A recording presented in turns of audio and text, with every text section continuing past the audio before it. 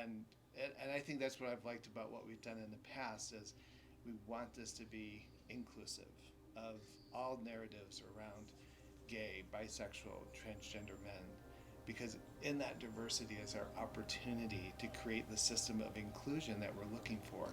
And we don't have to look perfect. We don't have to be the perfect waist size or the perfect age. There is space for all of these voices. And that's another thing that's been wonderful about these retreats. It's not just this one cookie cutter look of a person, but we are getting all types of folks.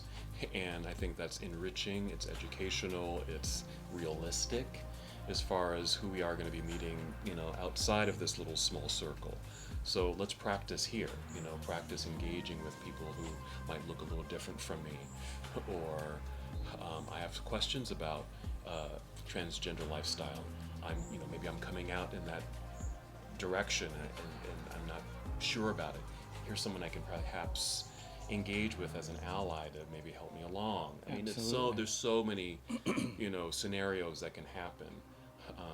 We've had people talk about their coming out stories. So powerful, I think, when people kind of get to hear your origin story.